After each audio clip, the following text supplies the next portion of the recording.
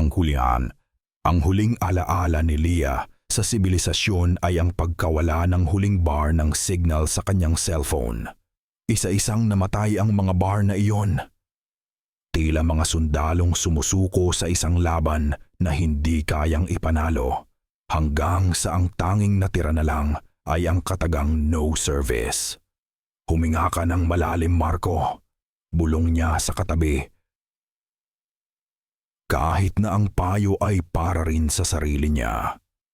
Si Marco, ang kanyang mapapangasawa, ay nakapikit. Ang mga daliri nito ay mahigpit na nakahawak sa armrest. Ang mga buko ay puting-puti. Hindi ito takot sa biyahe. Takot ito sa kung ano ang naghihintay sa kanila sa dulo ng daan. Ang daan na kanilang tinatahak ay hindi na maituturing na kalsada. Isa na lamang itong pilat ng putik at bato na lumalamon sa gulong ng kanilang police patrol vehicle. Sa magkabilang gilid, ang mga puno ay nagsisitaasan na parang mga higanteng nagbabantay. Ang kanilang mga sanga ay nagsasabitan sa itaas. Lumilikha ng isang madilim na lagusan na tila walang katapusan. Ang hamog ay makapal, gumagapang na parang multo. At bawat metro na kanilang tinatahak ay tila pagpasok sa ibang mundo. Isang mundo na napakatahimik. Masyadong tahimik. Wala man lang akong marinig na ibon. Sabi ni Marco, ang boses ay bahagyang nanginginig. O kahit kuliglig, pinilit ni Leah na ngumiti. Baka natutulog pa sila. Huwag kang mag-alala. Trabaho lang to. Ilang araw lang tayo dito. Ngunit sa loob-loob niya, kinakain na rin siya ng kaba. Bilang isang pulis, sanay siya sa ingay, sa sirena, sa sigawan, sa kaguluhan ng Maynila. Ang katahimikan ng lugar na ito ay hindi payapa. Ito ay mabigat, nakakabingi, at may dalang babala. Pagkalipas ng isa pang oras na tila walang katapusan, sa wakas ay natanaw nila ang tarangkahan ng baryo malamig.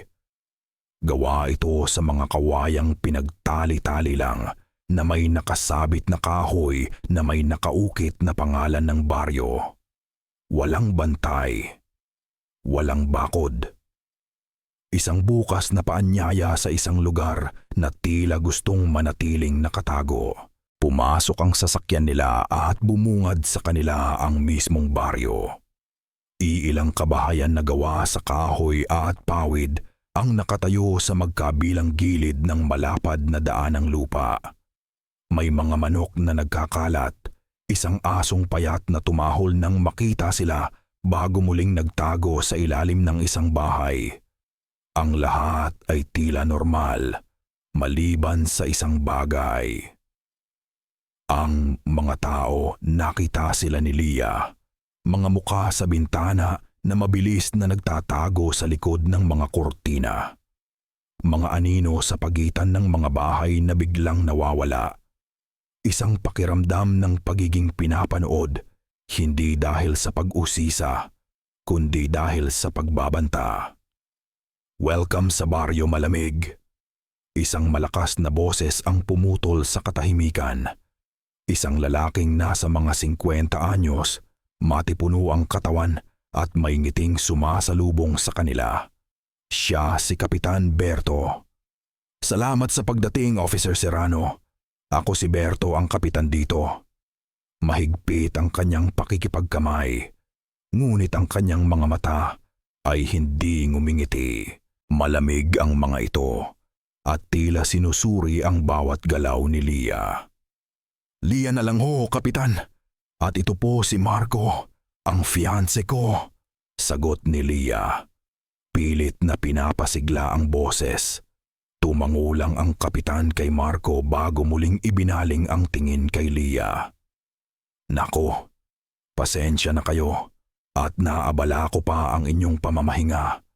Pero talagang kailangan na namin ng tulong. Sunod-sunod na ang nawawala sa aming mga residente. Mababangis na hayop daw ang may gawa, sabi ng iba. Pero iba ang kutob ko. Habang nagsasalita si Kapitan Berto, hindi maiwasan ni Lia na ilibot ang kanyang tingin. Doon niya napansin ang isang kakaibang detalye. Sa bawat pintuan ng mga bahay, mayroong marka na iginuhit gamit ang uling. Isang simbolo na hindi niya maintindihan, tila isang mata na may paikot na buntot.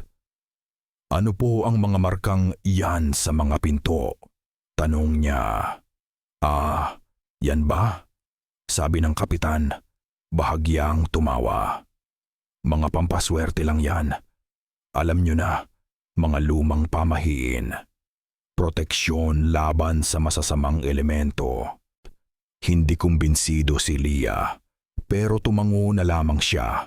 Itinuro ng kapitan ang isang maliit na bahay na kubo sa dulo ng hilera. Doon muna kayo magpapahinga. Pasensya na. At yan lang ang kaya naming ibigay. Ang kubo ay simple lang. Isang silid na may 2 papag, isang maliit na mesa, at isang gasera. Malinis naman ito, pero may amoy ng lumang kahoy at basang lupa. Habang inaayos ni Lia ang kanilang mga gamit, napansin niyang biglang napahawak si Marco sa kanyang ulo. Ayos ka lang? Nag-aalalang tanong ni Lia. Masakit lang ang ulo ko, sagot ni Marco. Nagsimula noong dumaan tayo sa malaking puno ng balete bago pumasok dito. Bago pa man makasagot si Lia, ang gabi ay mabilis na bumagsak.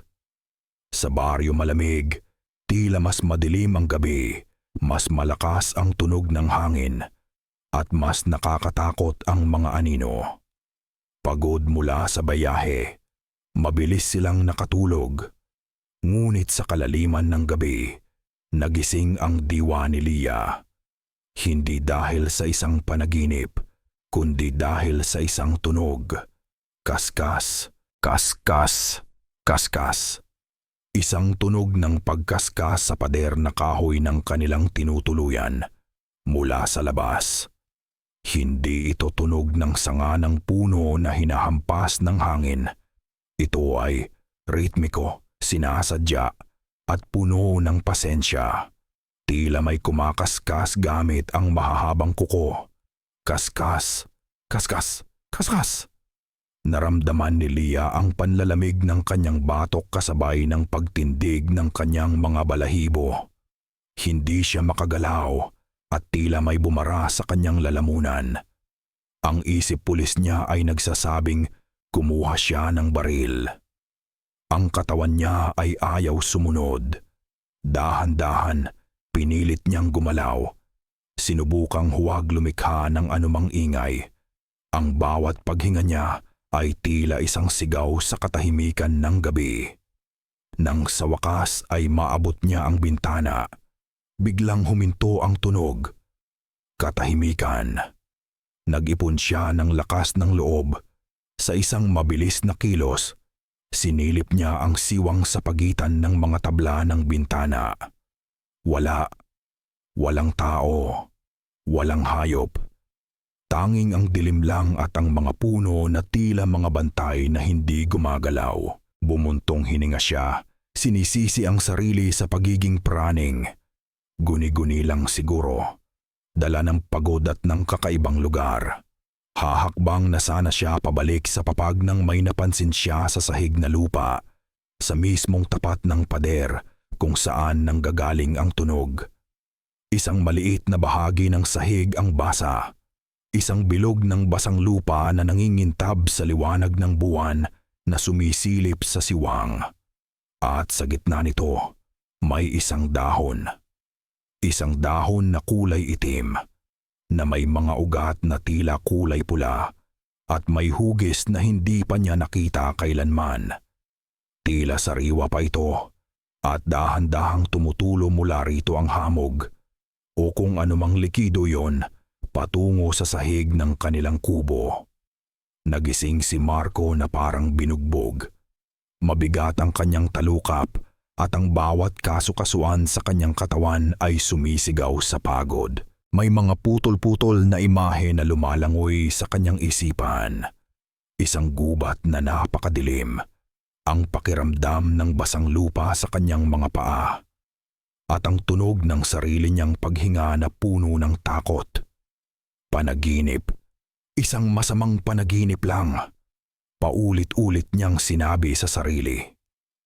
Maaga ka nagising, bati ni Lia, na naghahanda na ng kanilang almusal, ilang delatang dala nila at kape. Hindi maganda ang tulog ko, sagot ni Marco. Umupo siya sa gilid ng papag at hinilot ang kanyang sentido. Sinubukan niyang ipaliwanag ang mga pira-pirasong alaala, ang pakiramdam na tila may humahabol sa kanya sa kadiliman, ngunit nakita niya ang tingin ni Lia. Ang tingin na iyon, isang pinaghalong pag-aalala at pag-intindi na pilit. Ang tingin na ibinibigay nito sa tuwing umaatake ang kanyang kondisyon. Baka epekto lang ng lugar, Marco. Huwag mong masyadong isipin, sabi ni Lia sa malumanay na boses. Para kay Lia, lahat ay may lohikal na paliwanag. Ang mga bangungot niya ay sintomas. Ang kaba niya ay sintomas. Ang lahat ay sintomas ng sakit na tinatawag nilang dissociative identity disorder. Hindi na kumibo si Marco. Paano niya ipapaliwanag ang isang bagay na kahit siya ay hindi maintindihan? Upang ilayo ang isip, kinuha niya ang kanyang sketchbook at isang lapis na uling. Ang pagguhit ang kanyang kanlungan. Dito niya itinatapon lahat ng kanyang emosyon. Sinimulan niyang iguhit ang gubat mula sa kanyang panaginip, ang mga baluktot na puno, ang makapal na hamog. Ngunit habang gumagalaw ang kanyang kamay, tila nagkaroon ito ng sariling isip. Ang mga guhit ay naging mas matatalim, mas agresibo. Isang anino ang nabuo sa gitna ng mga puno. Isang nilalang na nakayuko, na may mga braso at binti na masyadong mahaba para sa katawan nito, at mga mata na tila dalawang nagbabagang tuldok sa dilim. Hindi niya alam kung bakit iyon ang kanyang iginuhit, tila ang uling sa kanyang mga daliri ang nagdidikta sa kanya. Sa huli, napatitig siya sa kanyang obra, isang imahe ng purong lagim. Mabilis niyang isinara ang sketchbook, tila natatakot na baka tumalon palabas ang nilalang na iyon mula sa papel. Maglalakad-lakad muna ako sa labas, paalam niya kay Lia. Maghahanap lang ng inspirasyon, ngunit sa paghakbang niya palabas ng kubo, ang nahanap niya ay hindi inspirasyon, kundi mga mata. Mga mata na nakatingin mula sa mga bintana. Mga mata ng mga matatandang nakaupo sa kanilang mga beranda. Maging ang mga bata na naglalaro sa kalsada ay humihinto para titigan siya. Hindi ito ang tingin ng pag-uusisa na ibinibigay sa isang dayo. Ito ay tingin ng pagkamuhi, ng pag-aalinlangan. Nararamdaman niya ito sa hangin, sa bawat hibla ng kanyang pagkatao. Tila isang malaking kasalanan ang pagiging tagalabas sa baryo malamig. Isang batang lalaki na hindi lalagpas sa 10 taong gulang ang pumulot ng bato at walang babala na ibinato ito sa kanya. Tumama ito sa kanyang binti. Hindi naman malakas, ngunit sapat na para maramdaman niya ang sakit. Dayo, sigaw ng bata. Bago tumakbo palayo na parang takot na takot. Walang sino man sa mga nakakita ang sumaway sa bata. Patuloy lang sila sa pagtitig. Ang kanilang mga mukha ay mga blangkong maskara. Nagpatuloy si Marco sa paglalakad, sinusubukang ipagsawalang bahala ang lahat, hanggang sa napadpad siya sa isang bahay kung saan may isang matandang babae na nakaupo sa rocking chair. Dahan-dahang sinusuklay ang kanyang mahaba at puting-puti ng buhok.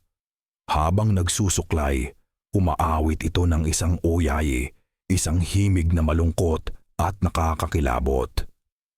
Huwag nang umiyak, bunsong mahal. Ang dayo'y narito't may dalang pangako. Dugo ang kabayaran sa utang na luma. Katawan niya'y sa lupa, kaluluwa'y sa kanila. Biglang huminto ang pag-awit ng matanda. Itinaas nito ang kanyang ulo at tumingin ng diretso kay Marco. Ang mga mata nito ay maputi na, tila natatakpan ng ulap, ngunit naramdaman ni Marco na tila tumagos ang tingin na iyon hanggang sa kanyang kaluluwa. Mabilis na tumalikod si Marco. Ang puso niya ay dumadagundong. Naligaw siya sa isang maliit na landas papasok sa gilid ng gubat. Doon, nakakita siya ng ilang mga patibong. Hindi ito ordinaryong patibong para sa mga baboy raramo. Ang mga pangil na nakaturo pa itaas ay hindi gawa sa kawayan, kundi sa mga pinatalas na buto ng hayop. Sino ang gagawa ng ganito kalupit na patibong? Habang papalabas siya sa landas, hinarang siya ng 3 lalaking magsasaka. May dala silang mga itak, pero hindi nila ito itinaas. Nakatayo lang sila roon, humaharang sa kanyang daan. Walang nagsasalita. Nakatitig lang sila. Ang kanilang mga mukha ay seryoso at walang emosyon. Naramdaman ni Marco ang pagkatuyo ng kanyang lalamunan. Napapaligiran. Walang matatakbuhan. May problema ba, mga kababayan? Ang boses ni Kapitan Berto ang bumasag sa tensyon. Lumitaw ito mula sa likod ng mga lalaki. Naku Marco, pasensya na sa kanila. Medyo nag-iingat lang ang mga tao ko dahil sa mga nangyayari. Halika, ihatid na kita pabalik. Parang isang utos, ang 3 lalaki ay tumabi. Habang naglalakad pabalik, umakbay pa sa kanya si Kapitan Berto na parang isang matalik na kaibigan. Ngunit naramdaman ni Marco na ang pagkilos na iyon ay hindi pagiging palakaibigan. Ito ay isang pagpapakita ng kapangyarihan. Isang babala. Nang gabing iyon, hindi mapakali si Marco. Paulit-ulit na tumatakbo sa isip niya ang mga mata, ang awit, ang mga patibong, ang mga lalaking humarang sa kanya. Humiga siya sa papag at pumikit. Nagdarasal na sana ay dalawin na siya ng antok at sa gitna ng katahimikan. Habang nasa pagitan siya ng pagiging gising at tulog, may narinig siyang isang boses. Hindi ito nanggagaling sa labas. Hindi rin ito alaala. Ito ay malinaw, malalim at malamig at nanggagaling ito sa loob mismo ng kanyang ulo. Isang boses na hindi kanya.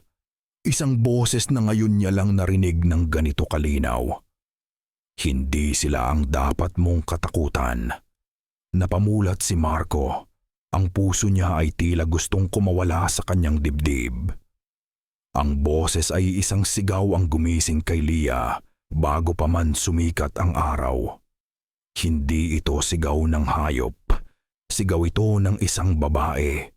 Isang sigaw na puno ng purong takot at kawalan. Mabilis siyang nag-ayos ng sarili at kinuha ang kanyang baril. Sa tabi niya, si Marco ay nagising din. Ang muka ay nagpapakita ng pagkalito at pangamba. Anong nangyayari? Dito ka lang, utos ni Lia. Ang boses ay matatag at puno ng awtoridad na tila nakalimutan na niya sa loob ng nakaraang 24 na oras. Ano man ang mangyari, huwag kang lalabas. Paglabas niya ng kubo, ang lahat ng residente ng Baryo Malamig ay nasa labas na. Nagkukumpulan sa gitna ng daan. Ang babaeng sumisigaw ay nakaluhod sa lupa. Humahagulgol habang inaalo ng ibang mga kababaihan. Sa gitna ng lahat, nakatayo si Kapitan Berto. sinusubukang pakalmahin ang lahat. Ano ang nangyari? Tanong ni Leah habang lumalapit. Humarap sa kanya ang kapitan. Ang kanyang mukha ay seryoso. Si Mang Teban, ang asawa ni Aling Nita, hindi umuwi kagabi pagkatapos niyang tingnan ang kanyang mga patanim. Doon, sa gitna ng daan, sa lugar kung saan nakaturo ang nanginginig na daliri ni Aling Nita. Nakita ito ni Leah. Isang malaking patsa ng maitim na likido sa lupa. Dugo. Napakaraming dugo. Sapat na para sabihing sino man ang may-ari nito ay imposible nang nabubuhay pa. Sariwa pa ito. Hindi pa tuluyang natutuyo sa lupa. Ngunit maliban sa dugo, wala nang iba. Walang katawan. Walang piraso ng damit. Walang bakas ng paglaladlad o pagkaladkad. Lumuhod si Leah. Ang kanyang isip pulis ay automatikong gumana. Kinuha niya ang kanyang crime scene kit. Sinuri niya ang paligid ng dugo. At doon niya nakita ang mga marka. Hindi ito marka ng sapatos. Hindi rin marka ng hayop na alam niya. 3 mahahabang guhit, tila galing sa mga kuko, na malalim ang pagkakabaon sa lupa. Bawat marka ay may haba ng kanyang palad. Anong klaseng hayop ang may ganitong klase ng bakas? Huwag kang lalapit dyan, Ineng, sabi ng isang matanda. Lupa ng mga hindi tulad namin yan. Hindi pinansin ni Leah ang babala.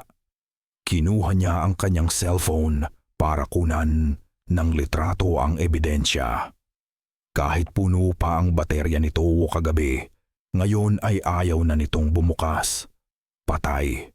Bumuntong hininga siya sa inis at kinuha ang luma nilang digital camera mula sa kit. Itinutok niya ito sa mga bakas.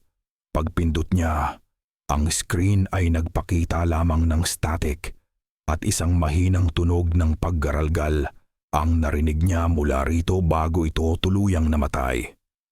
Ang lugar na ito, ayaw sa mga dayo, bulong ng isa pang residente. Tumigil kayo, sigaw ni Kapitan Berto. Humarap siya kay Leah. Officer Serrano, malinaw naman na mabangis na hayop ang may gawa nito. Siguro ay kinaladkad na ang katawan papasok sa gubat. Umiling si Leah. Kapitan, walang drag marks, walang piraso ng damit, walang kahit ano. Masyadong malinis ang lugar na to para sabihing may mabangis na hayop na umatake dito. Isang malamig na katahimikan ang bumalot sa kanila. Ang mga tingin na ibinibigay sa kanya ng mga residente ay nagbago. Mula sa pagkamuhi, ngayon ay may halong takot at babala. Doon nagpasya si Leah. Hindi ito isang investigasyon. Isa itong bitag. Ang kailangan niyang gawin ay hindi ang lutasin ang kaso, kundi ang ilayo si Marco sa lugar na ito. Bumalik siya sa kubo. Marco, mag-empake ka. Aalis na tayo. Nakita niya ang pag-asa sa mga mata ni Marco. Sa unang pagkakataon mula nang dumating sila, tila nabunutan ito ng tinik. Mabilis silang nag-ayos at naglakad patungo sa kanilang patrol vehicle. Ngunit ang pag-asa ay mabilis na naglaho. Ang 4 na gulong ng sasakyan ay hindi lang flat. Laslas ang mga ito. Tila sinadyang sinaksak ng isang malaking kutsilyo. Nanlamig si Leah. Sa pagmamadali, binuksan niya ang hood ng sasakyan. Gaya ng kanyang kinatatakutan, ang mga kable ng makina ay putol-putol. Malinis ang pagkakaputol. Sinadya. Hindi. Bulong ni Marco sa kanyang tabi. Hindi tayo makakaalis. Isang nag-aalab na galit ang pumalit sa takot ni Leah. Iniwan niya si Marco at mabilis na naglakad pabalik sa gitna ng baryo, kung saan nakatayo pa rin si Kapitan Berto. "Kapita, sigasaw!" Sigaw niya, ang boses ay umalingaw-ngaw sa buong lugar. "Sira ang sasakyan namin. Sinadya itong sirain." Humarap sa kanya si Kapitan Berto. Ang kanyang muka ay kalmado. Masyadong kalmado. "Naku, baka mga bata lang na naglalaro, officer. Huwag kang mag-alala. Ipapaayos natin yan." Ngunit habang nagsasalita ang kapitan, isa-isang lumabas ang mga kalalakihan ng baryo mula sa kanilang mga bahay. May hawak silang mga itak, mga pala, mga asarol.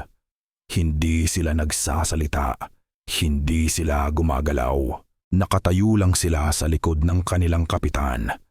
Isang tahimik na hukbo na handang sumunod sa anumang iutos nito. Naintindihan ni Lia. Hindi sila panauhin. Hindi sila investigador. Mga bihag sila. Walang nagawa si Lia kundi tumalikod at bumalik sa kubo. Hila-hila si Marco. Ang galit sa kanyang dibdib ay napalitan ng isang malamig na takot. Nang gabing iyon, habang nakahiga sila sa dilim, isang malakas at gumagaralgal na tunog ang kanilang narinig. Isang tunog ng isang mabigat na bagay na kinakaladkad. Sumilip sila sa bintana. Sa liwanag ng buwan, nakita nila ang mga kalalakihan ng baryo malamig. Sama-sama nilang itinutulak ang isang dambuhalang bato, isang batong kasinlaki ng isang maliit na kotse. Itinulak nila ito hanggang sa tuluyan nitong harangan ang nag-iisang daan palabas at papasok ng baryo. Isang malakas na kalabog ang umaling-aungaw nang bumagsak ang bato sa puwesto. At pagkatapos noon, katahimikan na naman. Ngayon, opisyal na. Tuluyan na silang nakulong, walang tulog, walang pahinga. Ang gabi ay naging isang mahabang paghihintay sa wala. Si Lia ay nakaupo sa sahig. Ang likod ay nakasandal sa pader na kahoy. Ang baril ay nasa kanyang kandungan. Bawat alatiit ng kubo, bawat ihip ng hangin ay nagpapatindig sa kanyang mga balahibo. Sa kabilang sulok, si Marco ay nakabaluktot, mahimbing ang tulog. Isang biyaya na ipinagkait sa kanya. Paano sila makakatakas? Ang daan ay sarado. Ang sasakyan ay sira. Ang mga tao ay kalaban. Ang isip ni Lia, nasanay sa paglutas ng problema gamit ang lohika at protokol, ay blanko. Para siyang isang daga na nakulong sa isang kahon na walang butas. Isang malakas na kalabog sa pinto ang nagpabalik sa kanya sa kasalukuyan. "Ahoy! Mga taga-Maynila! Buksan niyo ito!" Isang sigaw ng lalaki. Ang boses ay garalgal at amoy alak. Agad na tumayo si Lia, itinutok ang baril sa pinto. "Sino yan?" Isang malakas na tawa ang kanyang narinig. "Pagkain. Dala ni Kapitan. Buksan niyo na kung ayaw niyong masayang ang laan para sa mga alay." Ang salitang alay ay tumatak sa isip ni Lia na parang isang mainit na bakal. Hindi sila bihag. Sila ay ihahain.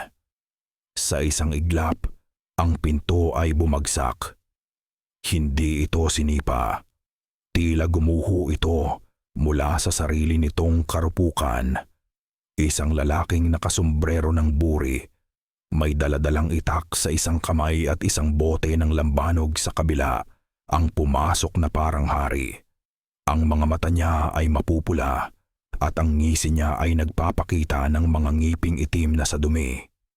"Ayan, gising na pala ang magandang pulis," sabi nito, lumakad palapit. "Akala niyo matatakasan niyo kami? Ang baryo malamig, hindi basta-basta nagpapapasok at lalong hindi nagpapalabas." "Huwag kang lalapit," mariing sabi ni Lia. Ang baril ay hindi gumagalaw mula sa pagkakatutok. Muli itong tumawa. "Baril? Akala mo takot ako dyan. Mas matalas ang itak ko. Nakatayo lang si Marco sa isang sulok, nanginginig. Ang muka ay putlang-putla. Umalis ka na. Parang awa mo na. Halos pabulong na, sabi niya. Ngunit ang lalaki ay tila hindi siya narinig. Ang atensyon nito ay na kay Lia. Sa isang mabilis na kilos na hindi inaasahan ni Lia sa isang lasing, inihagis nito ang bote ng alak. Umiwas si Lia at ang bote ay sumalpok at nabasag sa pader sa likod niya. Ginamit ng lalaki ang pagkakataong iyon. Sumugod ito, hindi gamit ang itak, kundi ang sarili nitong katawan at itinulak si Lia ng buong lakas. Tumalsik si Lia at bumagsak sa sahig. Nabitawan niya ang baril na gumulong sa ilalim ng papag. Bago pa siya makabangon, ang lalaki ay nasa ibabaw na niya. Ang isang kamay ay humahawak sa kanyang lalamunan. Sabi ko sa'yo, mas matalas ang itak ko. Bulong nito. Ang hininga ay bumabaho sa alak. Nakita ni Lia ang pagtaas ng itak. Ito na ang katapusan. Pumikit siya, naghihintay sa sakit, ngunit walang dumating na sakit. Sa halip, isang tunog ang kanyang narinig, isang tunog ng tila may nabaling buto. Idinilat niya ang kanyang mga mata. Ang lalaking lasing ay hindi na nakatingin sa kanya. Ang mga mata nito ay nanlalaki sa gulat at sakit, nakatingin sa likod nito. Ang kamay nito na may hawak na itak ay nakabitin sa ere, hindi makagalaw. Dahil ang braso nito ay hawak-hawak ni Marco, ngunit hindi iyon si Marco. Ang Marco na kilala niya ay mahinahon at takot sa komprontasyon. Ang lalaking nakatayo ngayon ay may ibang postura. Tuwid ang likod. Matatag ang mga paa. Ang pagkakahawak nito sa braso ng lasing ay hindi buong araw na hindi nagsalita si Marco o kung sino man ang nasa loob niya. Pagkatapos ng insidente, tila bumalik ito sa dati, ngunit may kakaiba sa kanya. Isang bagong bigat sa kanyang mga balikat, isang dilim sa kanyang mga mata na hindi pa nakita ni Lia dati. Paulit-ulit na umalingaw-ngaw sa isip ni Lia ang pangalang iyon, Dante.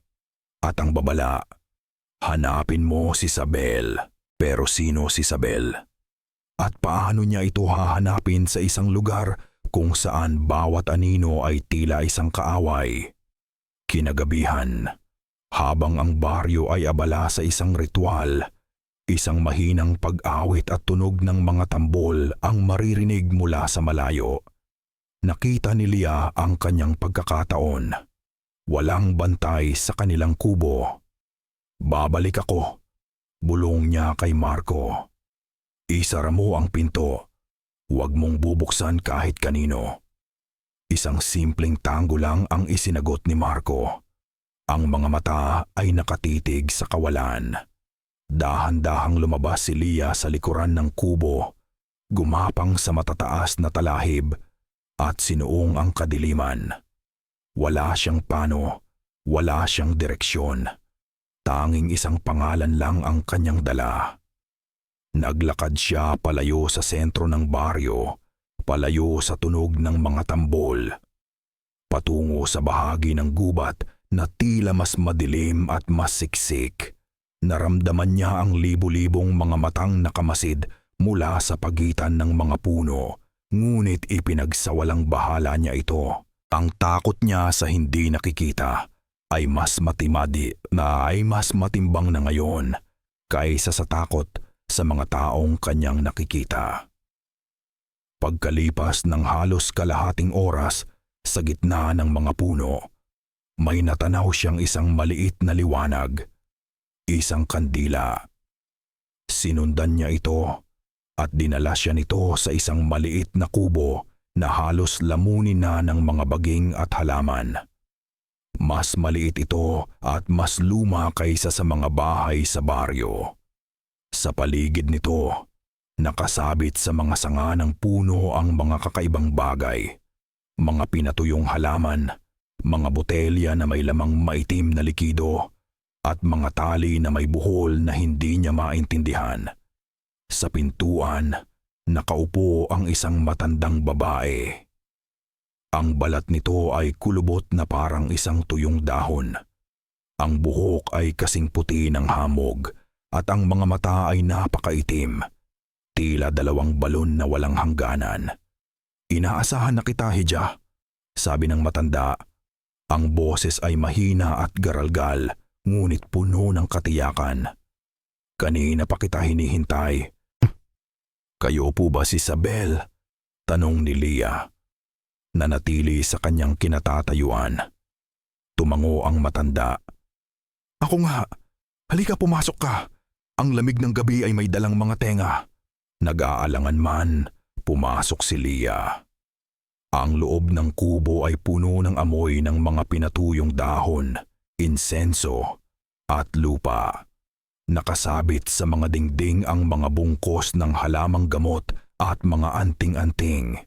Sa isang sulok may isang maliit na altar na may mga lumang imahe at mga handog. "Hindi sakit ang dala ng iyong kasintahan." Biglang nagsalita si Aling Sabel. Tila nabasa ang pinakamalalim na tanong sa isipan ni Leah. Dala niya ay isang sumpa. Umupo ang matanda sa isang maliit na bangko. Ang baryong ito, Hija, ay may itinatagong sikreto na mas matanda pa sa mga puno sa gubat na ito. Isang kasunduan. Isang blood pact. Ikinuwento ni Aling Sabel ang lahat. Noong unang panahon, ang baryo Malamig ay isang lugar ng taggutom at sakit. Upang mailigtas ang kanilang mga sarili, ang mga unang pinuno ng baryo ay gumawa ng isang kasunduan sa isang makapangyarihang nilalang ng lupa, isang sinaunang sigbin. Kapalit ng kasaganahan, mga ani na hindi nauubos, mga karamdaman na hindi dumadapo, kailangan nilang mag-alay ng buhay. Mga buhay ng mga dayo, ng mga naliligaw sa tuwing lilitaw ang pulang buwan. Ang mga pagkawala, hindi ito kagagawan ng mababangis na hayop. Pagpapatuloy ni Aling Sabel. Ito ay mga ritual, mga sakripisyo, at kayo ang susunod. Nanlamig ang buong katawan ni Leah. Ang lahat ng piraso ng palaisipan ay nagkabit-kabit, ang pagiging mailap ng mga tao, ang mga markang proteksyon sa pinto, ang pagsira sa kanilang sasakyan. Ngunit may pag-asa, sabi ng matanda. May isang propesiya. Isang mangangaso ang babalik upang putulin ang kasunduan at palayain ang baryo mula sa sumpa. Ang mangangaso? Tanong ni Leah. Isang mandirigma na nabuhay maraming henerasyon na ang nakalipas. Siya lang ang tanging lumaban sa sigbin. Ngunit siya ay nabigo at napatay. Bago siya malagutan ng hininga, isinumpa niya ang nilalang at ang baryo. Sinabi niyang babalik siya, kahit sa anong paraan, para tapusin ang kanyang nasimulan. Tumingin si Aling Sabel ng diretso sa mga mata ni Leah. Ang kaluluwa ng mangangaso, hindi ito nanahimik. Naghahanap ito ng sisidlan. Isang katawan na may dugong konektado sa kanyang lahi. Isang katawan na mahina ang espiritu. Ang kaluluwa niya ang nakakapit ngayon sa kasintahan mo. Ang tawag ninyo sa kanya ay Dante. Hindi makapaniwala si Leah. Isang sumpa, isang sinaunang kaluluwa. Ito ay kwento mula sa mga libro. Hindi isang bagay na dapat niyang harapin. Paano natin siya lalabanan? Kumuha si Aling Sabel ng isang maliit na bayong at inilagay doon ang isang supot ng asin at isang buong ulo ng bawang. Ito ang mga bagay na kinatatakutan ng mga alagad ng dilim. Simpleng bagay, ngunit makapangyarihan. Pagkatapos, tumayo ito at itinuro ang isang lumang guhit na nakasabit sa dingding, na halos natatakpan na ng alikabok at sapot. Isa itong larawan ng isang mandirigma na may hawak na espada. Nakikipaglaban sa isang nilalang na tila pinaghalong aso at kambing, na may mga matang nagliliyab. Ang mga ngaso, bulong ni Aling Sabel. Napatitig si Lia sa mukha ng mandirigma sa larawan. Ang mga guhit ay simple at luma na, ngunit malinaw pa rin. Ang panga, ang ilong, ang mga mata na puno ng determinasyon. Ang mukha na iyon, walang duda, ay ang mukha ni Marco.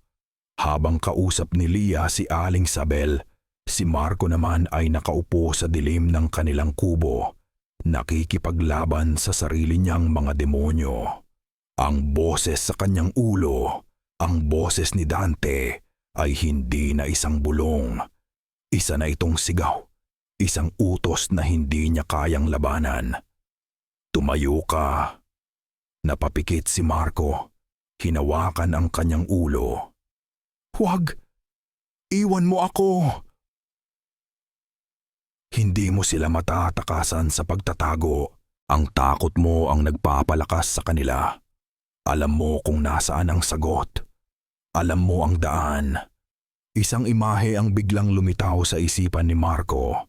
Isang kuweba na natatakpan ng mga baging. Ang pasukan ay tila isang bungangang nakanganga sa gilid ng isang burol. Hindi pa niya napupuntahan ang lugar na iyon.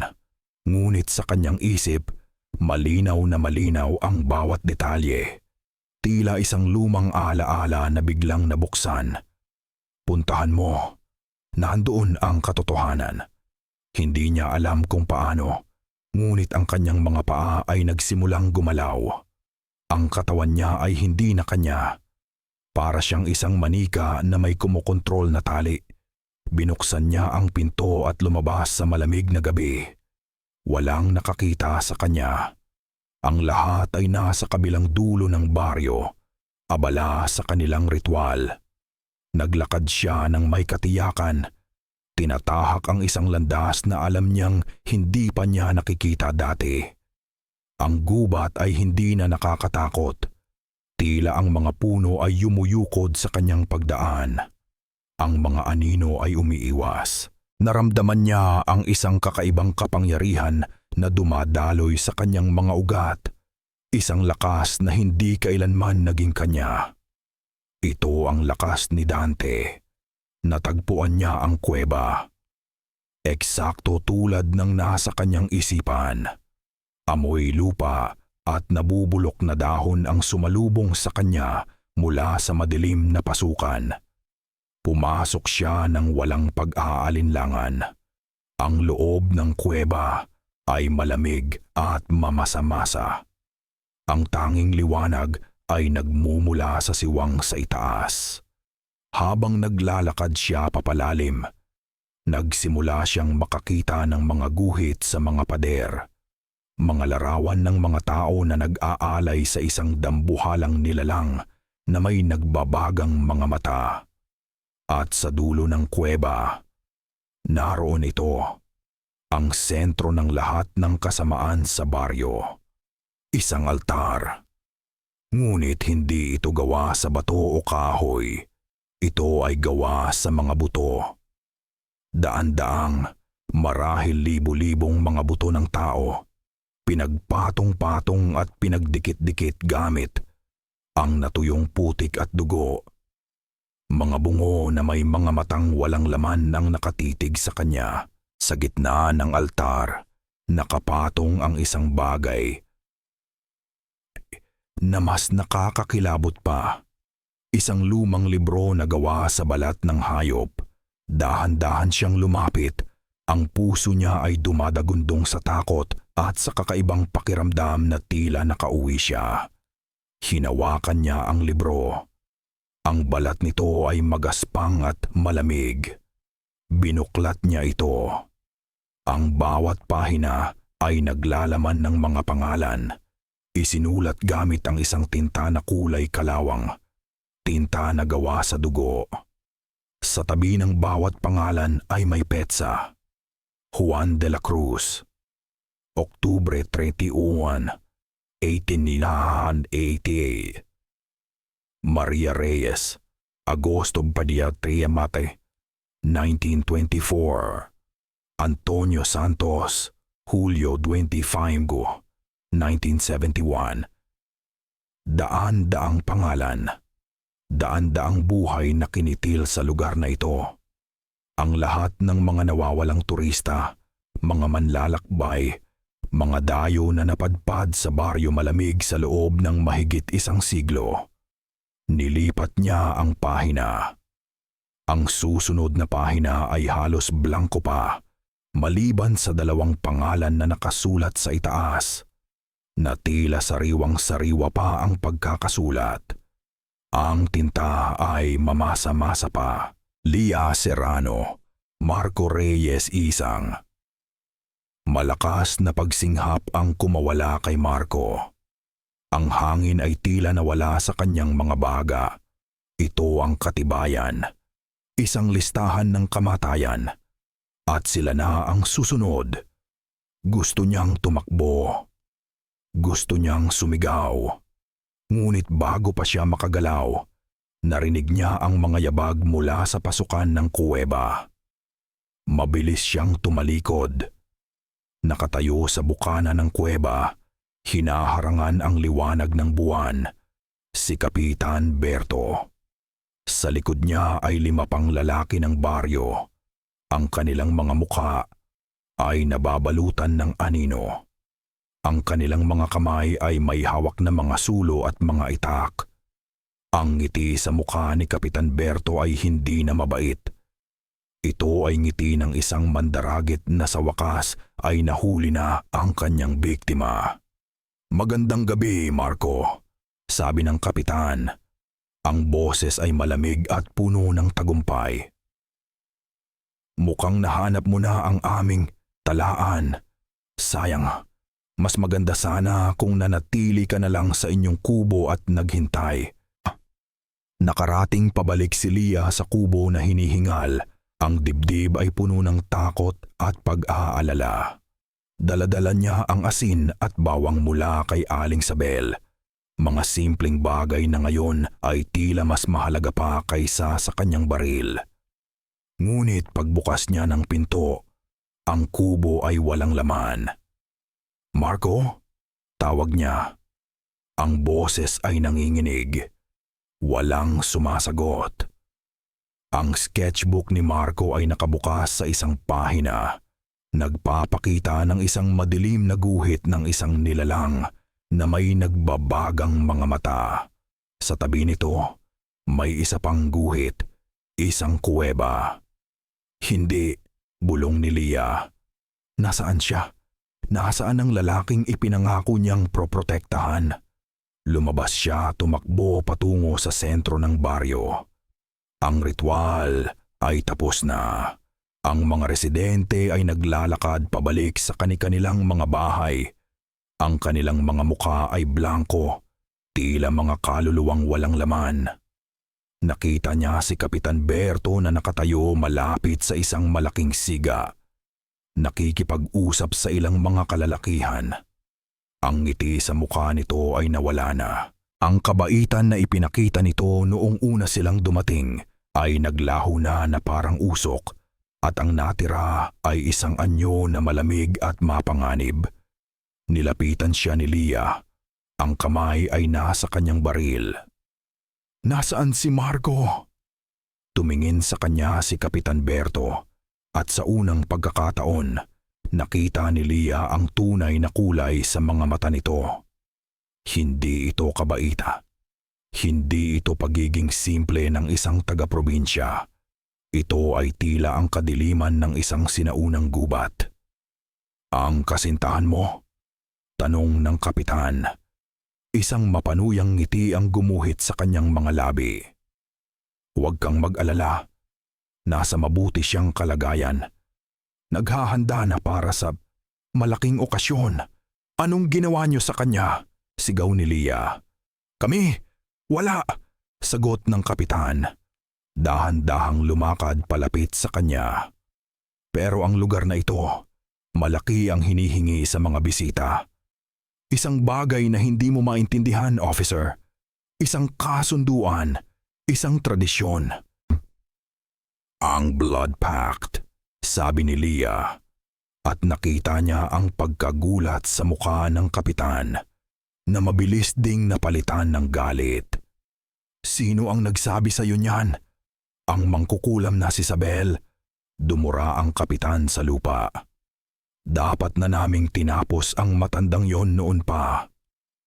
Totoo pala, bulong ni Lia, hindi makapaniwala. Ginagawa niyo ang lahat ng ito para sa kasaganahan. Nag-aalay kayo ng mga inosenteng tao. Tumawa si Kapitan Berto, isang tawang malakas at walang kagalakan. Inosente? Walang inosente, Hija. Lahat tayo ay may kasalanan. Ang kasalanan namin ay ang pagnanais na mabuhay, ang mabigyan ng magandang kinabukasan ang aming mga anak, malayo sa sakit at gutom na dinanas ng aming mga ninuno. Hindi mo maiintindihan yan. Lumaki ka sa syudad kung saan lahat ay madali. Hindi yan katarungan, giit ni Lia. Katarungan, umiling ang kapitan. Ang katarungan ay para lang sa malalakas. Kami, ginagawa lang namin ang kailangan para mabuhay. Ang Sigbin, hindi siya halimaw. Siya ang aming tagapagligtas, ang aming Diyos. At humihingi siya ng kabayaran. Isang kabayarang malugod naming ibinibigay. Habang nagsasalita ang kapitan, isa-isang lumapit ang mga residente ng baryo, bumubuo ng isang bilog sa paligid ni Lia. Ang kanilang mga mukha ay walang emosyon. Ang kanilang mga mata ay malamig. Dala-dala nila ang kanilang mga itak, mga pala, mga panaksak. Ikaw ang tunay na halimaw dito, sabi ni Lia. Ang boses ay puno ng galit at pandidiri. Itinaas niya ang kanyang baril. Sabihin niyo kung nasaan si Marco. Kung hindi ano? Hamon ng kapitan. Babarilin mo kaming lahat. Isa ka lang laban sa isang buong baryo. Isang baryo na handang mamatay at pumatay para sa aming paniniwala. Alam ni Lia na tama siya. Kahit gaano karaming bala ang meron siya, hindi niya kayang labanan ang lahat. Napapaligiran siya. Walang matatakbuhan. Ngunit hindi siya susuko. Hindi niya iiwan si Marco. Tapusin na yan. Utos ng kapitan sa mga tao. Mula sa kanyang likuran, naramdaman ni Lia ang isang mabilis na paggagalaw.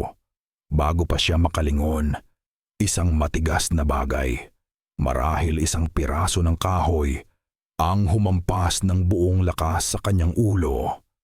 Isang matinding sakit ang gumapang sa kanyang bungo.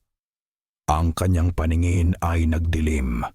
Ang mga mukha ng mga residente ay nagsimulang umikot. Ang huli niyang narinig bago siya tuluyang mawalan ng malay ay ang malamig na boses ni Kapitan Berto. Dalhin siya sa kamalig, ikulong kasama ng iba pang mga alay. Nagising si Lia sa isang matinding sakit ng ulo at sa amoy ng nabubulok na dayami. Madilim ang paligid. Ang tanging liwanag ay nagmumula sa mga siwang ng isang pader na gawa sa pinagtagpi-tagping kawayan. Nang subukan niyang gumalaw, naramdaman niya ang magaspang na lubid na mahigpit na nakatali sa kanyang mga kamay at paa. Nasa isang kamalig siya. Isang luma at abandonadong kamalig. Sinubukan niyang kalasin ang tali, Pinuwersa ang kanyang mga galong galangan hanggang sa maramdaman niya ang hapdi ng balat na nagasgas. Walang nangyari. Masyadong mahigpit ang pagkakabuhol. Sa labas, naririnig niya ang mga tunog. Isang ritmikong pag-awit na nakakakilabot, sinasabayan ng mabagal na pagtugtog ng mga tambol na gawa sa balat ng hayop. Naghahanda na sila. "Marco!" Bulong niya sa kawalan. Nasaan na kaya siya? Ligtas kaya siya? Ang pag-aalala para sa kanya ay mas matindi pa kaysa sa takot para sa sariling buhay. Sa kabilang bahagi ng baryo si Marco ay gising. Ngunit mas gugustuhin pa niyang natutulog na lang. Nakaluhod siya sa loob ng isang masikip na kulungang gawa sa matitigas na kahoy. Sapat lang ang espasyo para makaupo siya. Hindi siya pinakain o pinainom mula ng mahuli. Ang kanyang katawan ay nanghihina. Ang kanyang lalamunan ay tuyong-tuyo. Bawat pagtugtog ng tambol sa labas ay tila isang martilyong pumupukpok sa kanyang sentido. Ang takot ay isang malamig na kamay na humahaplos sa kanyang buong katawan. Ginagawa siyang manhid. Nakita niya ang sarili sa isang maliit na espasyo sa gitna ng baryo. Nakapaligid ang mga residente. Ang kanilang mga mukha ay seryoso habang sila ay naghahanda para sa ritual. May dala silang mga sulo at ang anino ng apoy ay sumasayaw sa kanilang mga mukha. Ginagawa silang mga demonyo sa kanyang paningin. Alam niya kung para saan ito. Siya ang sentro ng kanilang selebrasyon. Siya ang handog.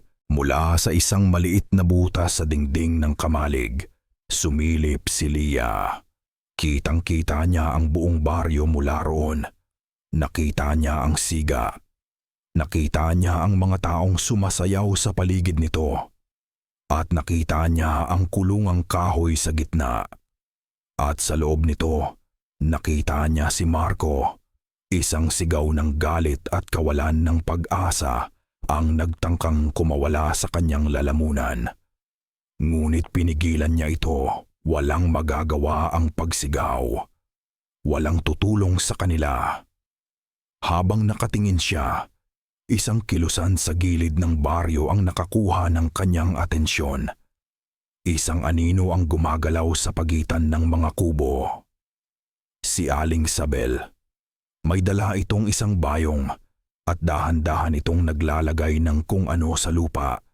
Bumubuo ng isang bilog sa paligid ng baryo. Asin. Gumagawa ito ng bilog na proteksyon. Isang munting pag-asa ang sumibol sa dibdib ni Lia. Baka may paraan pa. Baka kaya silang tulungan ng matanda. Ngunit ang pag-asa ay mabilis na pinatay. Dalawang lalaki ang nakapansin kay Aling Sabel. Mabilis nila itong sinunggaban.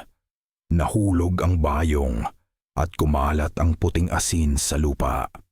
Kinaladkad nila ang matanda patungo sa gitna ng baryo at itinulak sa harap ni Kapitan Berto. Nakita ni Lia ang pagtaas ng kamay ng kapitan at ang malakas na pagsampal nito sa matanda na naging dahilan upang bumagsak ito sa lupa. Wala na. Ang huling munting ilaw ng pag-asa ay pilit na pinatay sa harap niya. Napasandal si Lia sa pader. At sa unang pagkakataon mula nang maging pulis siya, naramdaman niya ang luhang dumadaloy sa kanyang mga pisngi. Ito na ang katapusan. Talo na sila. Nakita lahat ni Marco ang nangyari.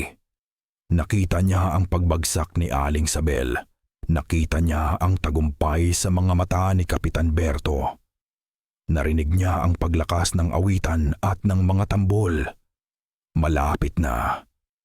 Isang ganap na kawalan ng pag-asa ang bumalot sa kanya.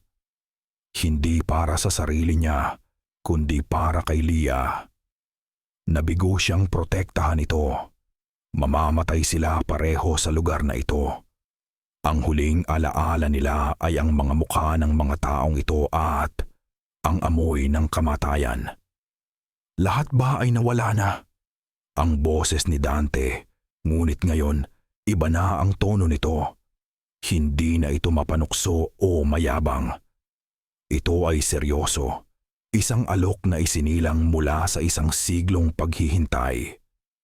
Wala na taong pag-asa, bulong ni Marco sa kanyang isipan. Mayroon pa, isa. Naramdaman ni Marco ang isang kakaibang enerhiya sa loob niya. Isang kapangyarihan na pinipigilan niya, na kinakatakutan niya mula pa noon. Hindi mo sila kaya bilang si Marco. Mahina ka, takot ka, ngunit kaya ko sila. Kaya ng mga ngaso. Ang mga salita ay tumagos sa kaluluwa ni Marco. Isang alok, isang kasunduan sa demonyo na nasa loob niya. Ibigay mo sa akin ang kontrol. Hayaan mong tapusin ko ito.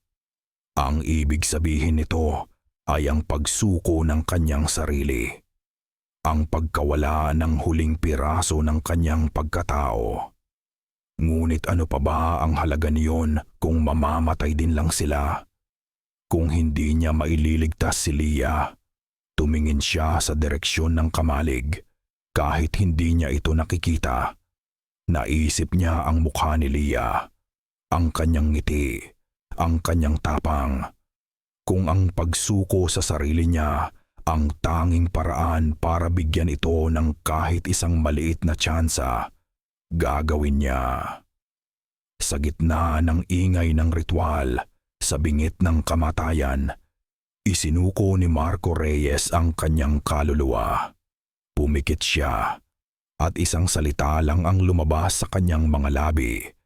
Isang bulong na kasing hina ng isang hininga, ngunit kasing bigat ng isang sumpa. Sige, sa sandaling bumitaw si Marco, isang nakakayanig na pagbabago ang naganap. Hindi ito marahas, hindi ito maingay. Ito ay isang tahimik at ganap na pagpapalit ng kapangyarihan. Ang takot na nagpaparalisa kay Marco ay biglang naglaho na parang isang kumot na hinila palayo. Ang panghihina ng kanyang katawan ay napalitan ng isang lakas na dumadaloy sa bawat ugat, tila isang ilog na biglang umapaw. Ang mga mata na nakapikit sa kawalan ng pag-asa ay dahan-dahang nagmulat. Ngunit hindi na ito ang mga mata ni Marco. Ang mga matang iyon ay matalas, malamig at puno ng isang sinaunang layunin. Ang mga ito ay mga mata ng isang mandaragit, isang mangangaso na sa wakas ay nagising mula sa isang mahabang pagkakatulog. Tumingin siya sa kanyang mga kamay. Hindi na nanginginig sa takot, kundi nakakuyom sa galit. Dahan-dahan siyang tumayo sa loob ng kulungan. Ang kanyang postura ay hindi na nakayuko sa pagkatalo. Ang kanyang likod ay tuwid. Ang kanyang balikat ay matatag. Hindi na siya ang artistang si Marco Reyes. Siya na si Dante, ang mangangaso. Ang mga bantay sa labas ng kulungan ay napansin ang pagbabago. Nagkatinginan sila, nagtataka sa biglang katahimikan at sa kakaibang aura na bumabalot sa kanilang bihag. Anong problema mo? Dayo, takot ka na ba? Kantiyaw ng isa. Hindi siya sumagot. Sa halip, itinaas niya ang kanyang mga kamay at hinawakan ang dalawang makapal na rehas na kahoy ng kulungan. Nag-ipon siya ng lakas. Isang lakas na hindi nagmula sa kalamnan, kundi sa isang espiritong nag-aalab sa loob ng isang siglo. Gamit ang isang sigaw na hindi tunog tao, kundi tunog ng isang hayop na puno ng galit, itinulak niya ang mga rehas.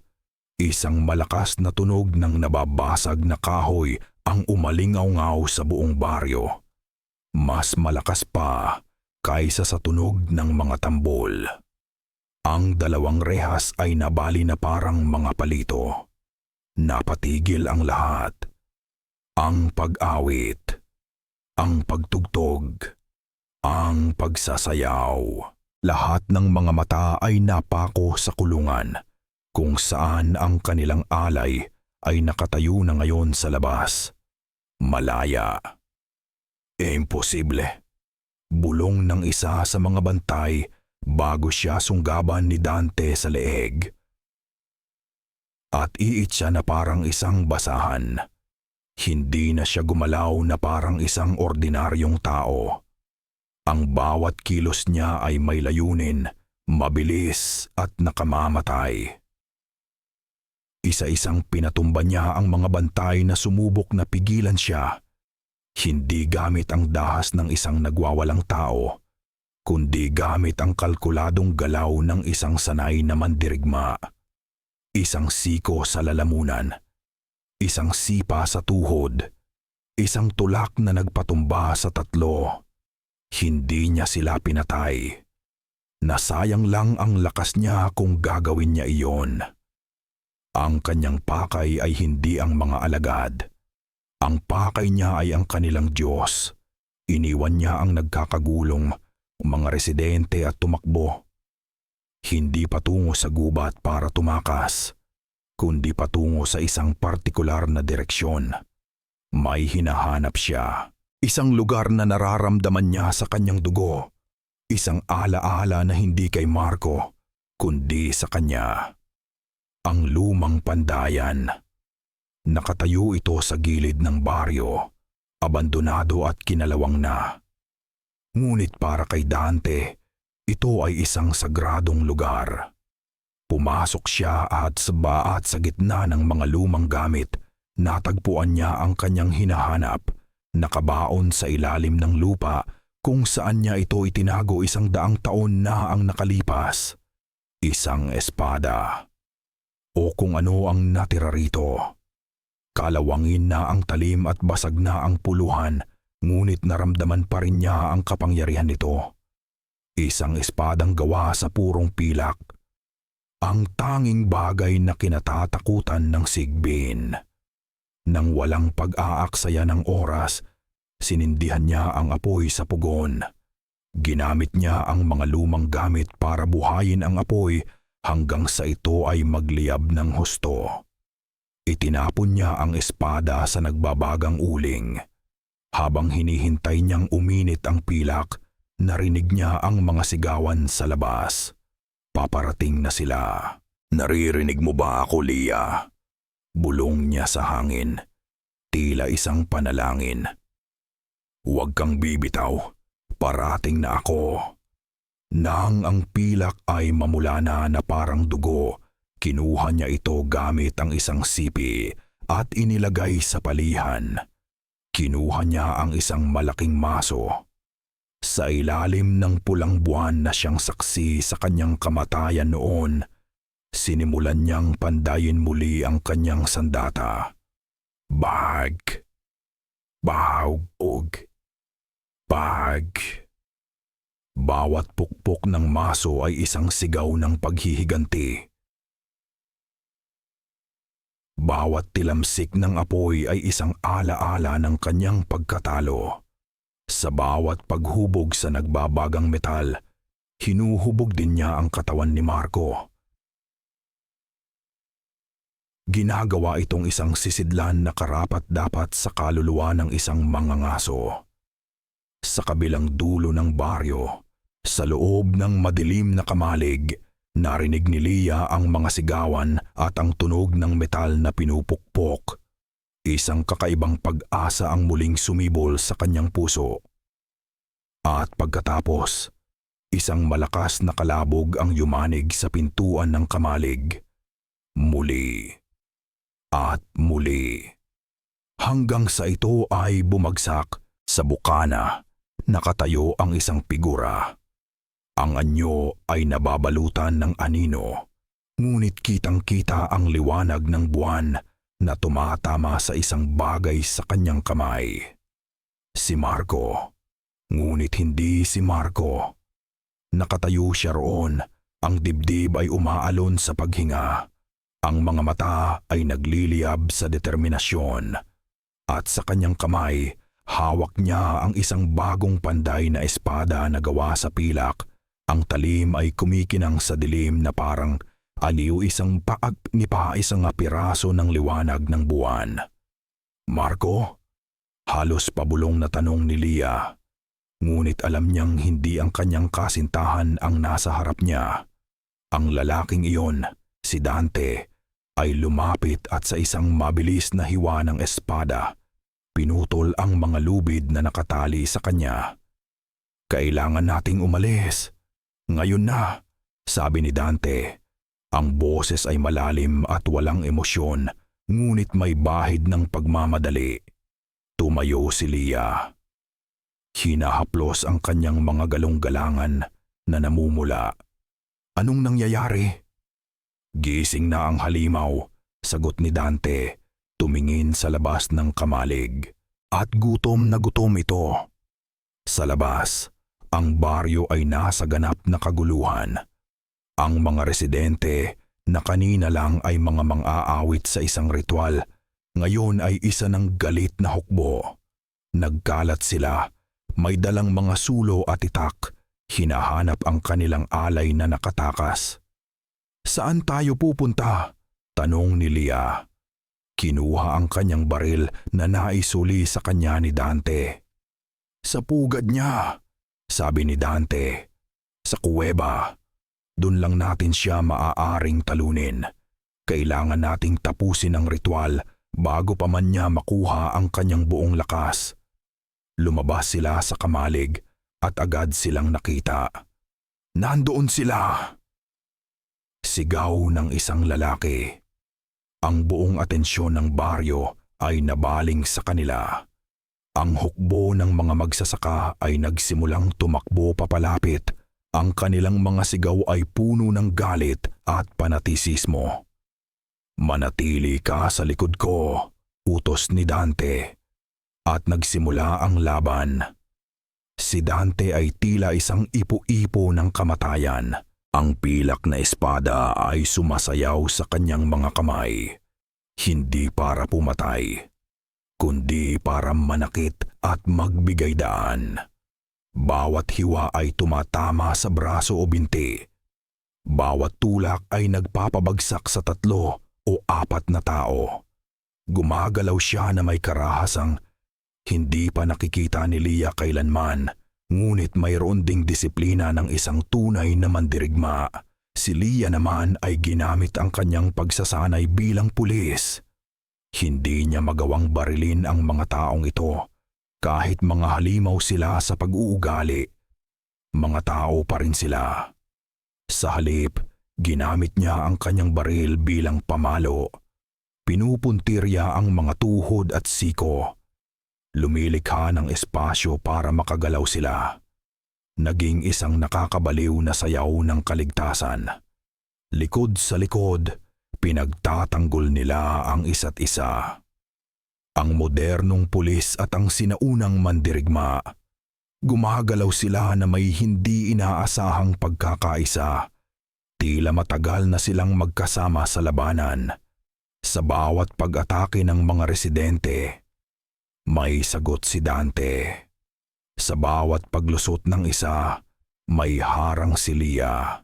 Dahan-dahan, pulgada bawat pulgada, metro bawat metro.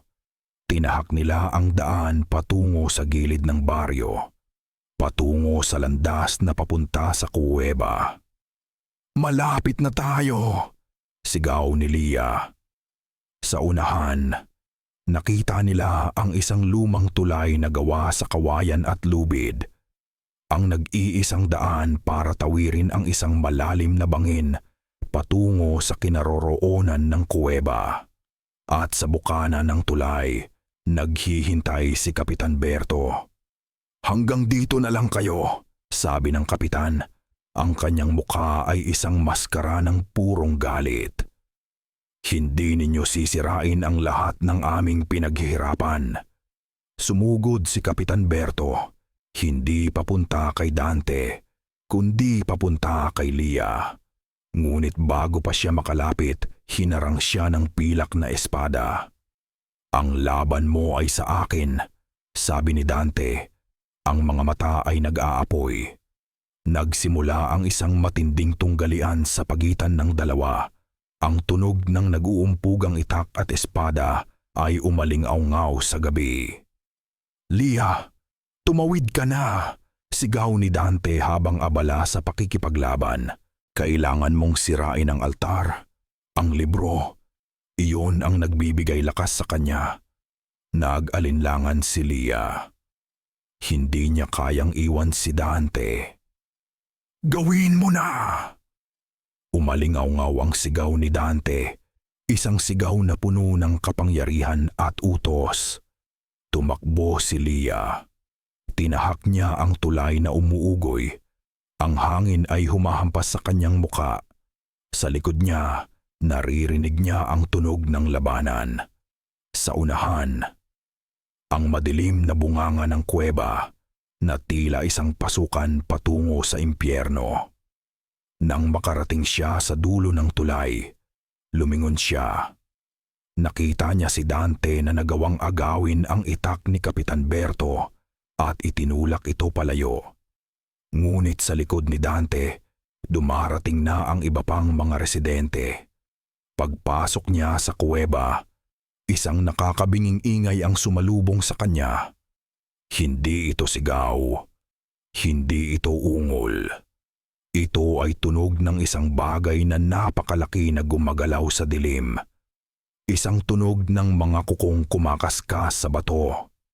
Ang lupa sa ilalim ng kanyang mga paa ay nagsimulang yumanig. Mula sa pinakamalalim na bahagi ng kadiliman ng kuweba, isang malakas at nakakakilabot na ungol ang pumuno sa hangin. At pagkatapos, dalawang nagbabagang mata na kasinlaki ng mga plato at kasing pula ng dugo. Ang nagmulat, gising na ang Sigbin. Ang nilalang na lumabas mula sa dilim ay isang bangungot na nagkatawang lupa. Mas malaki pa ito sa isang kalabaw. Ang katawan ay tila pinag-ahalong aso at kambing, nababalutan ng magulo at itim na balahibo. Ang mga binti nito sa likuran ay mas mahaba kaysa sa unahan na nagbibigay dito ng isang nakayukong postura. Ang mga kuko nito ay mahahaba at matatalim na parang mga punyal. At ang hininga nito ay amoy bulok na laman at lupa. Ngunit ang pinakanakakatakot sa lahat ay ang mga mata nito. Dalawang nagliliyab na uling na puno ng isang sinaunang kasamaan at gutom. Ito ang Sigbin. Pauvi, Dante. Sa paglabas ng halimaw, naramdaman ni Dante ang isang pamilyar na galit na dumaloy sa kanyang mga ugat. Ito ang nilalang na pumatay sa kanya. Ito ang dahilan ng kanyang 100 taong paghihintay. "Nandito na ako para kunin ang utang mo," bulong niya. Sumugod ang Sigbin. Ang bilis nito ay hindi tugma sa kanyang laki. Bumuka ang bunganga nito, nagpapakita ng mga pangil na kasing tulis ng mga bubog. Ngunit si Dante ay handa. Umiwas siya at ang pilak na espada ay humiwa sa tagiliran ng halimaw. Isang nakakabinging atungal ng sakit ang pinakawalan ng Sigbin. Ang pilak ay parang apoy na sumusunog sa balat nito. Umusok ang sugat, nag-iwan ng itim na marka. Ngunit hindi ito sapat para pabagsakin ang nilalang. Mabilis itong umikot at hinampas si Dante gamit ang makapal nitong buntot. Tumalsik si Dante. Bumagsak sa mabatong sahig ng kuweba. Ang sakit ay gumapang sa katawan ni Marco, ngunit ang galit ng mga ngaso ay mas matindi. Mabilis siyang tumayo, handa para sa susunod na pag-atake. Nagsimula ang isang brutal na sayaw ng kamatayan. Ang bawat atake ng Sigbin ay sinalubong ng isang mabilis na pag-iwas at isang ganting hiwa mula kay Dante. Ang kuweba ay napuno ng tunog ng nag-uumpugang laman at metal. ng mga atungal ng halimaw at ng mga sigaw ng mandirigma. Alam ni Dante na hindi niya ito kayang talunin sa ganitong paraan. Masyadong malakas. Tila may isang enerhiya na patuloy na nagpapagaling sa mga sugat nito. Ang kasunduan. Ang altar. Lia, sigaw niya. Ang libro. Sunugin mo ang libro. BPOV Lia. Paralisado sa takot, halos hindi narinig ni Lia ang sigaw ni Dante. Ang laki at kabanggisan ng Sigbin ay higit pa sa anumang kaya niyang isipin. Ngunit ang sigaw ni Dante, ang sigaw na iyon na may pangalan niya, ang nagpabalik sa kanya sa realidad. Nakita niya ang labanan. Nakita niya ang tamang ni Dante. At naintindihan niya ang kanyang misyon. Habang ang atensyon ng Sigbin ay na kay Dante, tumakbo si Lia. Hindi papalayo, kundi papasok pa lalo sa kuweba. Patungo sa altar na gawa sa buto. Ang libro na gawa sa balat ay nakapatong pa rin doon, tila isang pusong pumipintig ng kasamaan. "Hoy! Halika rito, mangkukulam!" Isang boses ang pumigil sa kanya. Si Kapitan Berto. Nakabangon na ito at nakasunod sa kanya. May hawak itong isang lumang balaraw. Ang dulo ay itim na sa tuyong dugo. "Hindi ko hahayaang sirain mo ang aming biyaya." Sigaw nito at sumugod. Umiwas si Lia. Wala siyang panahon para dito. Ginamit niya ang lahat ng natutunan niya sa self-defense training. Sinalubong niya ang saksak, hinawakan ang braso ng kapitan, at ipinihit ito. Ngunit ang kapitan, na pinalakas ng kanyang panatisismo, ay hindi natinag. Itinulak siya nito ng malakas at si Lia ay bumagsak malapit sa altar. Mabilis na dumamba ang kapitan. Itinaas ang balaraw para sa isang nakamamamatay na saksak. Ngunit bago pa ito bumagsak, kinuha ni Lia ang isang bagay na malapit sa kanya, isang bungo ng tao, at buong lakas na inihampas sa mukha ng kapitan. Isang malutong na tunog ang narinig. Bumagsak si Kapitan Berto sa tabi niya, walang malay. Hindi nag-aksaya ng oras si Lia. Kinuha niya ang isang sulo na nakasabit sa dingding ng kuweba at itinapon ito sa altar. Ang mga tuyong buto at ang lumang libro ay mabilis na nagliyab. Isang makapal at itim na usok na amoy na susunog na buhok at papel ang pumuno sa kuweba. Sa sandaling masunog ang libro, isang nakakayanig na sigaw ang narinig ni Lia. Hindi ito galing kay Dante. Galing ito sa Sigbin. Ang nilalang ay biglang nanghina. Ang mga mata nitong nagliliyab ay nagsimulang kumurap.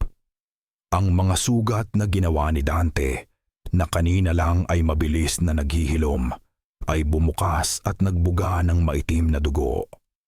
Ang koneksyon nito sa kasunduan, ang pinagmumulan ng kapangyarihan nito, ay naputol na. Nakita ni Dante ang pagkakataon. Habang ang Sigbin ay umuurong sa sakit at pagkalito, tumakbo si Dante ng buong bilis. Tumalon siya, gamit ang isang malaking bato bilang tuntungan, at ibinaon ang pilak na espada ng buong lalim sa pagitan ng mga balikat ng halimaw, diretso sa puso nito. Ang Sigbin ay nagbuga ng isang huling, mahinang atungal.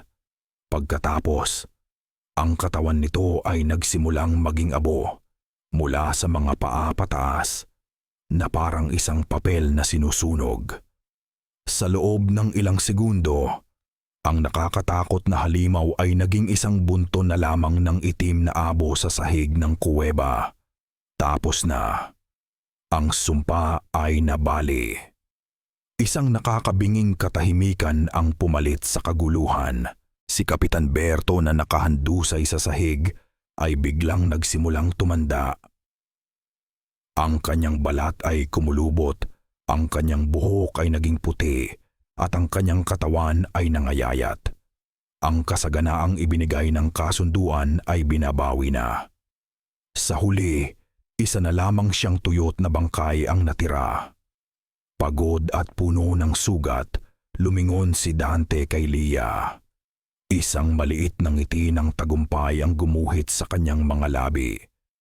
Ngunit ang ngiti ay mabilis na nawala. Ang lakas na bumuhay sa kanya ay biglang naglaho. Ang katawan ni Marco na ginamit niya ng lampas sa limitasyon nito ay sumuko na. Lumuhod siya at pagkatapos ay tuluyang bumagsak sa lupa, walang malay. Ang pilak na espada ay kumalansing nang bumagsak ito mula sa kanyang kamay. Ang unang sinag ng araw na pumasok sa bunganga ng kuweba ay tila isang pagpapala. Ang liwanag nito ay nagtaboy sa mga mahuling anino ni Iuwaniw ng isang gabing puno ng lagim at nagbunyag sa resulta ng kanilang pinagdaanan. Ang kuweba ay puno ng abo at mga buto. Sa labas, ang buong baryo malamig ay nababalot sa isang nakakabinging katahimikan. Marco? Marco, gumising ka. Paulit-ulit na bulong ni Lia habang yakap-yakap ang walang malay na katawan ng kanyang kasintahan. Hinaplos niya ang mukha nito. Tinanggal ang mga dumi at dugo. Sa wakas, pagkatapos ng tila isang kawalang hanggan, dahan-dahang nagmulat ang mga mata ni Marco. Ang mga matang iyon, hindi na malamig at matalas. Ang mga iyon ay ang pamilyar na mga mata ni Marco, puno ng pagkalito at pagod. Lia? Ang kanyang boses ay mahina, garalgal. Anong nangyari? Isang ngiti na may kasamang luha ang naisagot ni Lia. Tapos na, bulong niya. Tapos na ang lahat. Tinulungan niyang tumayo si Marco. Ang katawan nito ay puno ng mga galos at sugat, ngunit buhay siya. Ang mahalaga, siya na ulit. Sa kanyang isipan, narinig ni Marco ang isang huling pag-uusap. Salamat, sabi ng boses ni Dante, ngunit ngayon ay mahinahon na. Tila isang alingaw-ngaw na lamang. Binigyan mo ako ng kapayapaan. Ikaw ang nagligtas sa amin. Sagot ni Marco sa kanyang isip. Pareho nating ginawa, sabi ng mga ngaso. Ngayon, mamuhay ka na. Maging masaya ka para sa ating dalawa. Ngunit hindi ako tuluyang aalis. Mananatili ako bilang isang anino, isang tagabantay, kung sakaling may isa pang halimaw na magtangkang manakit sa inyo. At pagkatapos noon, ang boses ay naglaho. Sa unang pagkakataon sa loob ng maraming taon, ang isipan ni Marco ay naging kanya na lamang. Ang bigat na laging nakadagan sa kanyang balikat ay nawala. Dahan-dahan silang lumabas ng kuweba. Ang mga residente ng baryo malamig ay nagsilabasan na rin mula sa kanilang mga bahay.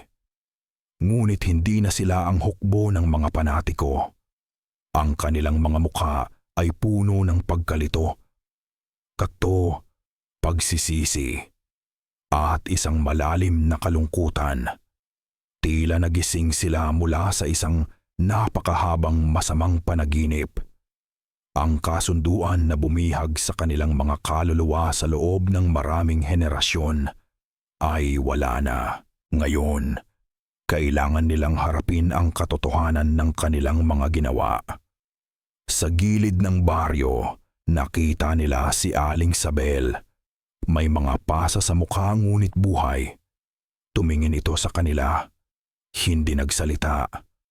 Ngunit sa kanyang mga mata ay mayroong pasasalamat. Tumango lang ito sa kanila. Isang pagkilala at isang paalam. Hindi na lumingon pa sina Lia at Marco. Naglakad sila sa daan ng lupa. Nilagpasan ang dambuhalang bato na ngayon ay tila isa na lamang ordinaryong bato. Nagpatuloy sila sa paglalakad, papalayo sa baryo malamig, papalayo sa gabi na sumubok na lamunin sila. Ilang buwan ang lumipas. Ang buhay ay unti-unting bumabalik sa normal.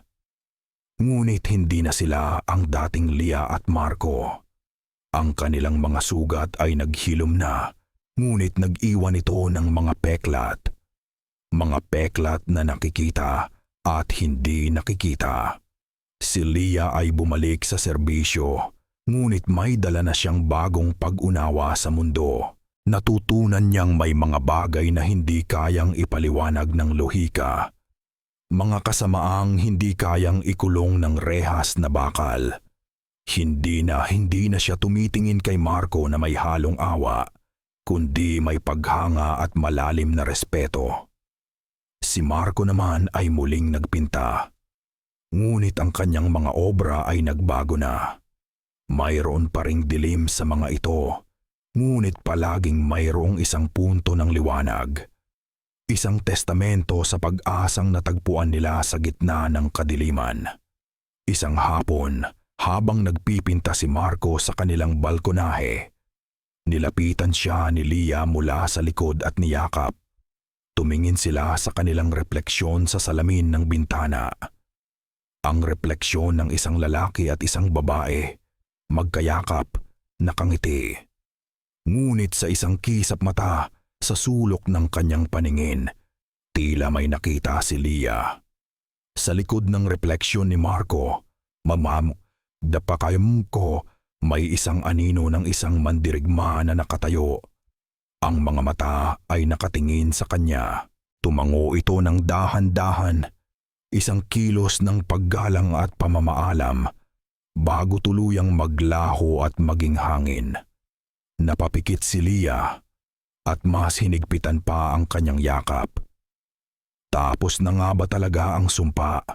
O ang mga ngaso ba ay simpleng naghihintay lang sa dilim, nag-aabang sa susunod na halimaw na lalabas mula sa mga bangungot ng mundo?